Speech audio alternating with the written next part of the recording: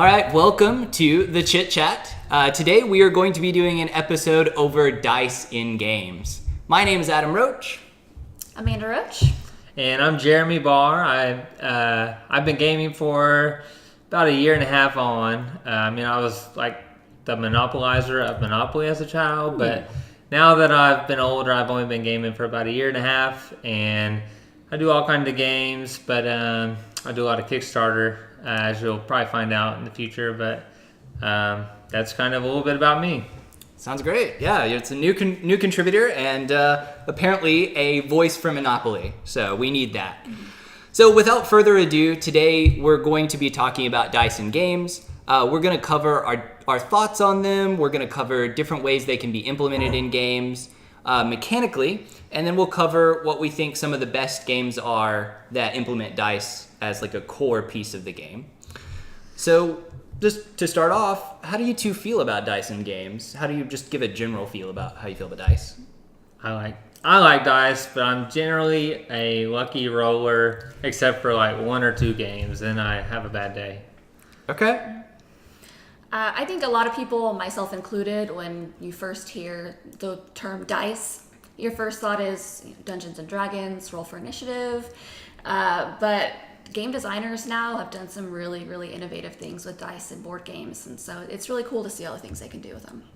Yeah, so we kind of have the range here, it sounds like, because Jeremy loves them, you're on the fence, well, you like them and don't like them, and anybody who knows me knows that usually if you say, oh, this is a dice game, you know, I have to pause, I have to say, let me hear a little bit more about it first. I'm almost immediately turned off by not feeling like I can control the game.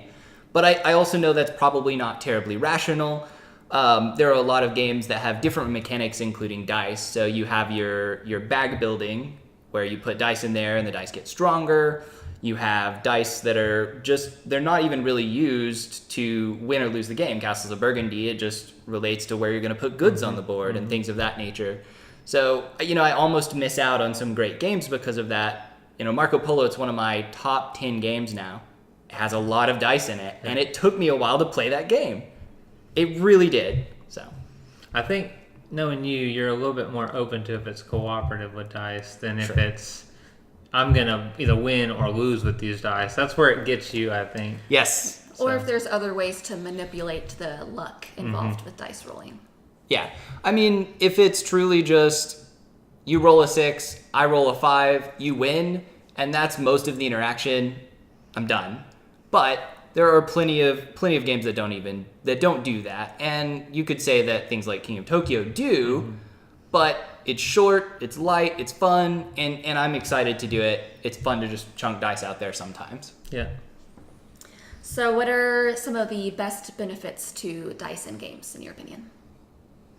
I think just the fun and rolling the dice and the way they hit the table, and then it's kind of like playing craps or something. You just boom, you blow on them, or you just do different things, try and change the luck, and then it hits the table and you either get it or you don't. Another thing is, and I was talking about this with one of my friends on the web here, but whenever you see someone having a really hard time with the dice, and maybe like Zombicide, and they just roll 13 bad rolls in a row, and they can't defeat anything. For everybody else, that's very enjoying just to watch them like, oh, I can't get it, and then you tell them, hey, well, roll it on here. Don't roll it on the table, not on the board, and different things. And finally, they do it your way, and it works. And then they go back to their way, and it doesn't, and everybody's just like cracking up and having fun because, it's all like a cooperative game, but they're having trouble and everybody else is having fun because it just lightens the mood and kind of gives you that feel. I like that. And I like that you described it as kind of a toy. I get to play with this. There's a very visceral thing to just throw in some dice on the table sometimes. And even though it does not always go your way, it has that fun. It also feels kind of like that thing you got to do when you were a kid when you played games. But for me, I think the biggest benefit for dice is it always keeps people in a game. For example, there are some competitive games out there that use dice. We'll say Star Wars Destiny. It's a new collectible card game that has just recently come out. Well, each character has dice attached to them, and you roll those characters in. So you roll those dice, it'll give you defense, offense, etc. And even though it's a very competitive game where rare cards are powerful, anyone can win. So, if I come in, I don't really know how to play the game very well, and I play against our local LCG group, I'm going to win a couple games because the dice allow me to stay in that, and that keeps me engaged. It keeps me having fun, even though I know they're really probably better than me at that game. It's always just that last minute, I could win if I just roll a 5 6s. It's unlikely, but it's possible. No, it can happen. The best feeling is when you Yahtzee a King of Tokyo and you take the guy out, from nothing. Right. I've done that 3 times, and it's like one of those, like I said, crapshoots. Like you won the lottery. Everybody can't believe that you beat the odds and got them out, and you're like the King of Tokyo. It just happened. It comes with some amazing feelings, for sure, for sure. Yeah, Jeremy, I laughed at you when you said all of your lucky dice rolling tricks, but I do find myself blowing on dice, so I really can't. I really can't laugh. I had no idea you were so superstitious. I do. I don't notice I'm doing it till I'm already doing it. All right.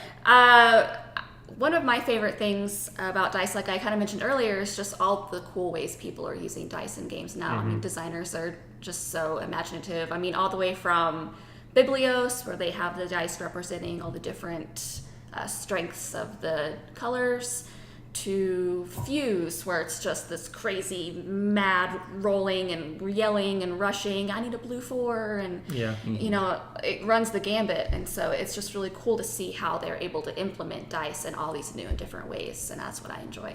Yeah, some of them just look very cool too. The dinosaur game you were talking to me about earlier, they're little amber cubes, and there's just some cool dice out there. King of Tokyo's bright green. Or bright orange if you have the Halloween bat. There you go. I wish I had the bright orange die.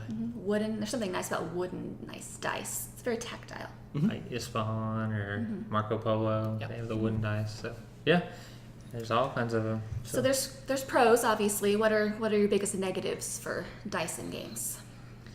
You go first. Man, I'm gonna kind of flip my other answer and say that in a game where I want to be competitive, it's just as frustrating for that other person to have that out.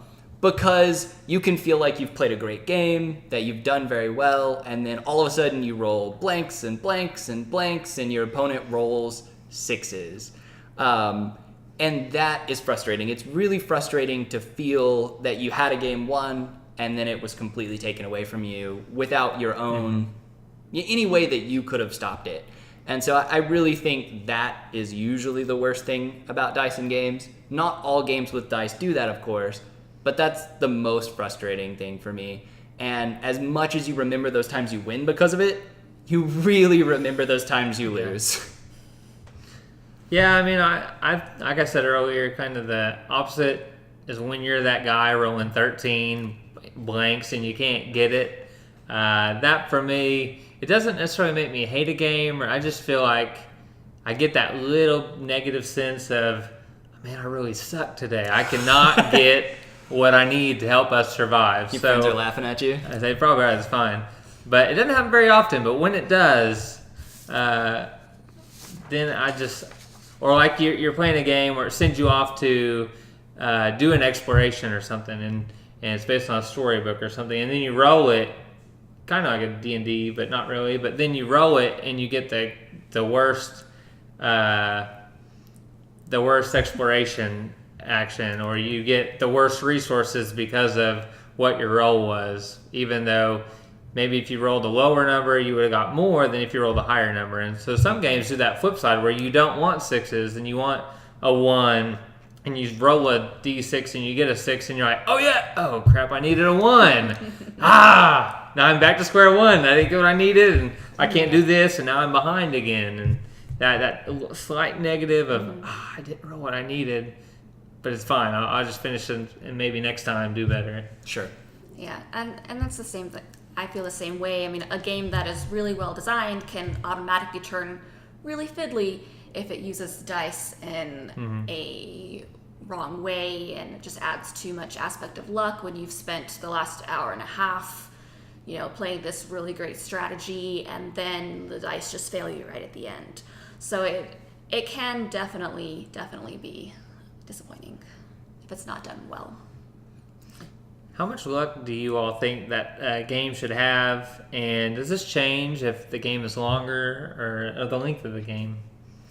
Absolutely. I mean, for a short game, let's say tumbling dice, it is completely luck. Yeah. Oh, yeah. You are just chucking dice, trying to get it. I mean, you need a little bit of dexterity, trying to get it at the right level of points. But in general, you have no control over whether it's going to be a 1 or a 6. You're just throwing it. But it's so quick that you don't care if you end up losing horribly because it's just so fun while you're doing it. I'm also amazing at tumbling dice, so it's not at all luck. Yeah, for sure.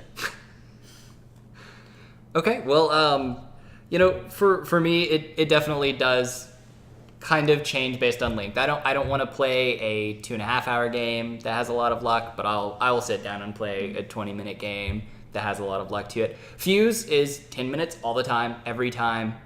I absolutely love it, and there's some skill in rolling fast, but there's absolutely luck in I need a 1 yellow. You didn't draw a yellow from the bag? Oh no. Oh, the yellow's a 6? Oh no. And I just keep losing it. That is luck, but it's short enough, it's intense, that it doesn't bother me. I think also the luck in when you roll the leftover die and it ends up being the 3 that you got to discard because they had a 3 versus a 2 when there was no 2 on the board and you were perfectly fine by that.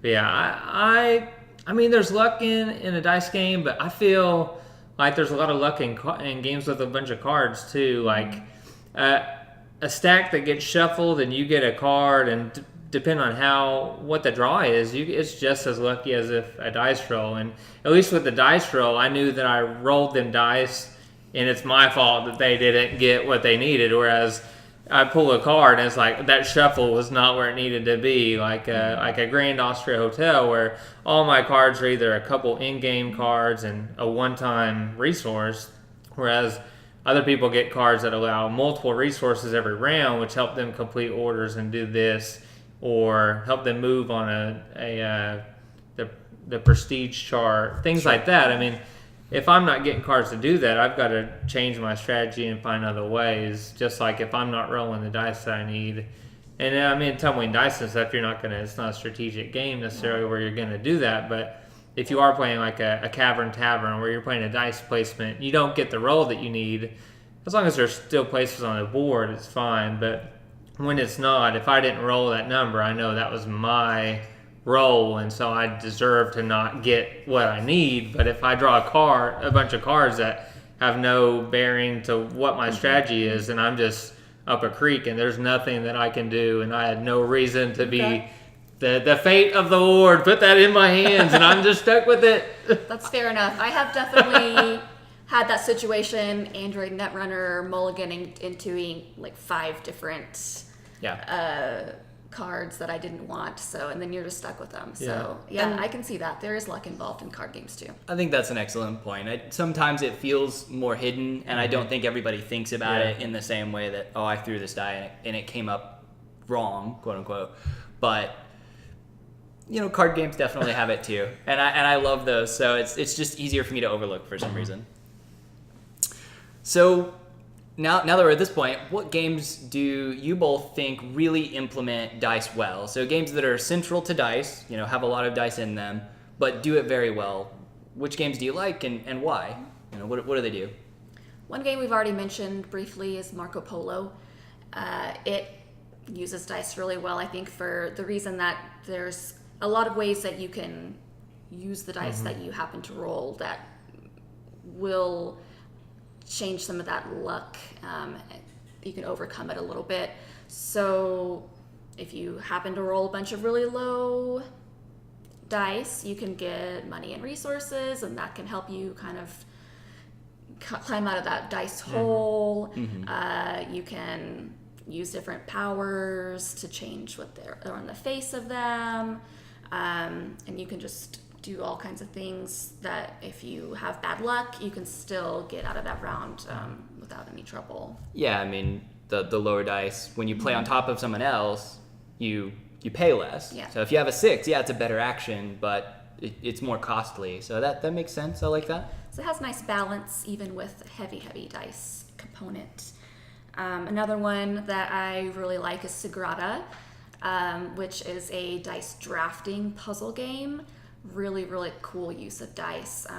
The way that, it's a lot of luck based on what you pull and what they come out, but the way it drafts around the table, the kind of serpentine drafting system, it mitigates some of that luck because you can have a little bit of strategy at which dice you want to choose and which ones you don't need right then.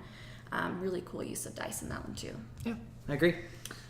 Yeah, we probably listed most of them. King of Tokyo, Zombicide, games that, they're centrally on dice. Sagrada, that's a new one. That's the same way. Snowblind is another one. Race to the South Pole, where you get to choose your dice, but then you have to roll that dice for exposure. And if you have the opportunity to take as many dice as you want to during your turn until you decide to pass. But you ultimately re-roll all those dice every time that you roll. So the more dice you take, the more luck, I guess, but you're also setting yourself up for a dangerous situation and a lot of exposure if you don't have the right things placed on the board. So I'd say games like that where you get to roll a lot of dice, and you know that you're going to roll a lot of dice, and you just, like I said earlier, you know that if you didn't make the smart decision to either not take as many dice or put this weapon on so you got enough dice to roll what you needed to, that's your fault basically, for you get the consequence because you did not roll it. And I think going in that way, or Cavern Tavern, like I said, a dice placement where there's different places on the board that you can ultimately go no matter what with your die, and you could put 2 together to get an 8, or you could always go back to the main resource and get those resources that you need or may just have to use later, but there's always somewhere to put on the board. Is another way for, like, if you don't like dice games, you have something to do with them. They don't just get wasted, which no one wants to waste dice, like happens in quite a few games, and I think gives it that negative vibe, is when you can't use what you've, I guess, earned or have to get a plan figured out. So that makes sense. Yeah, I like that push your luck aspect to it. The light game that I chose for best implementation was Can't Stop. And basically it's been implemented in several different ways, but it's a push your luck game in which you're rolling sets of die and you can only choose certain columns to advance on. So each set of 2 die, be it a 12, an 8, a 7, a 6, will advance you in its column. But once you've advanced in that column, you have to roll that column again, or dice that go to a different column. And so you're pushing your luck. Are you going to bust and lose everything you have, or are you going to keep getting those common things? And the first person to get all the way to the top of each row, with the 12s being more rare, so less of them there, will win the game. And I really like that. It has kind of that gambler's fallacy part to it, that, I really want to keep going with this. I like pushing the edge on it. And I think that's a great way to use dice. I think it's a common theme. Formula D is similar with the push your luck kind of. I really want to go up to that higher level dice so I can go faster, but am I going to veer off the side? I'm going to destroy my car, that kind of thing. It's a very, very common good use of dice in games. Are there any games that you won't play because of dice, or the implementation of how those dice are used in the game? Sure. I hate to say anything of I wouldn't play a game because of dice, but I have a couple really bad experiences.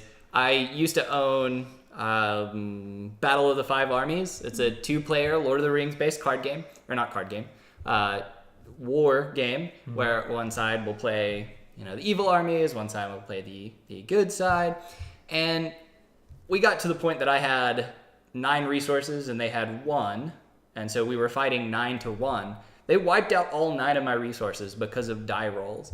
The game took 2.5 hours, and I will never play it again.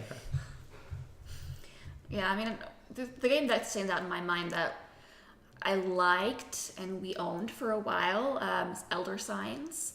And it just got to the point where it just kind of, after playing for an hour or two and then the dice were really against you, it became one of my, less favorite games that we ended up cleaning it out in one of our...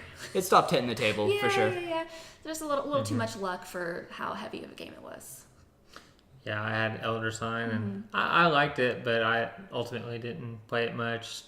I mean, it's another game where you can get a lot of people to the table, which is good. I think a lot of dice games do that. They get a lot of people to the table because it's a very simple mechanic that can be done, but it just wasn't getting pulled off the shelf, and so I also got rid of it. But yeah, fun game. It's just one of those things. Yeah, and it's a thematic game, which is something we all kind of missed talking about. I think on the positive side is I think games with dice are really good at telling stories because they keep the randomness in there. I don't know what's going to happen next, and I roll this die, and okay, now we all have to adapt to this new event, but I couldn't plan for that, and that's kind of the way a lot of life and everything affects, and so I like that. Roll for initiative. Yeah, exactly. You did mention the D&D. I'm clarifying it for the non-D&D players here. Though I will admit that some of the Wormwood beautiful D20 dice make me wish I played Dungeons and Dragons sometimes. So. I still have my Dungeons and Dragons dice. I couldn't get rid of them. You do? I don't know if there's a negative game that I won't play with dice. I know the mechanic that kind of is one of my least favorite mechanics of dice is when you roll a bunch of dice and you place them based on their value on different resources, and you leave gaps blank and things like that, like in Isfahan or in Grand Austria Hotel, where you may need to hire people and there's nothing there, but at least they give you a 6 so that you can do something. But that's where the luck can really change the game. And if you're not getting the cards and maybe you're rolling really good dice, but it's up to other people to roll the dice, and they're not rolling very good, even distribution or even a good distribution on things that you need, and you see them getting resources off that, makes it a killer. That's the one. I won't make me not play the game because I do like Grand Austria Hotel, but it drives me nuts on that front. That it makes me think about it. Man, I hope this game is really going to be an evenly rolled, shuffled game that I know that I can actually have a chance. Because if people aren't rolling good dice, whether it's me or somebody else, and the cards are shuffled in a way that I can't get anything good or good going, then I just know from the get-go there's no way I'm going to catch up once I see them start putting their cards out in play. Sure. And so I'll finish the game, but then I'm like, man, I never had a chance in that game. Yeah, catch-up mechanics are important and go. in games like that. So I'll play games, unless it's Evolution. I will play it over and over and try it at least twice, but there's not a game that I wouldn't play because of dice. I just might know that I'm going to have a rough time. I don't think you played Evolution twice, by the way. I did play it twice. Okay. I played it twice. I'm wrong. I'm selling them short here. Once with Blight. I've not played Climate, so I guess I have to give it a Climate go. But other than that, I played it twice. Give it a one last chance. Third time's the charm. All right. Well, let's move on to our viewer contest for the video. We're gonna start by giving a shout out to our winners from the last video. The first person to guess was Ryan Arteil. So Arteil. If I mispronounced your name, I apologize. And yes, both of them gave you a clap. I'm gonna give you a thumbs up. Supposed to be a round? Sure, yeah, round of applause. Okay. And then our randomly selected winner, was Nabil Jamal, who I actually believe is from our local community. It was nice to see a name that I recognized. He gets a reverse round of applause. We had about 200 people send in submissions for this one, and the answer to the actual question was Aura at Labora. So it's a 2011 game released by Uwe Rosenberg, and it's ranked 76 on BGG. So if you're interested, check it out. It does have some unique mechanisms, but currently it's out of print. So out of all of those, we only had 18 guesses that were correct. Our most common missing guess was Zulkin the Mayan calendar, which I never even thought of. So I'm surprised and shocked. The one I thought people would get the most was Glass Road. It also has kind of the dial mechanism going on to it. And that was the second most incorrect guess. Well, that one's also a Rosenberg, so you could kind of. So yeah, he has And a they both he has a type. have, and they both have Clemens Franz as an artist, I believe. Yep. So that would make perfect sense on that Understandable. one. Yeah, those are understandable. That was the crossover I expected. So you should currently be seeing a new picture popping up, and it's going to operate the exact same way as our last contest did. You'll have 2 weeks from the post date of this video to go ahead and send us in your answers. You'll look at the picture, you'll tell us what game it's from, and you'll email us at thechitchatcast@gmail.com, which I'll also toss up on the screen. And for the prior winners, you should be getting an email from me soon, and we'll get your prizes in the mail as soon as we get addresses for you if we haven't already done so. And thanks for watching. Let us know your comments and feedback down below. And don't forget to like us and follow us.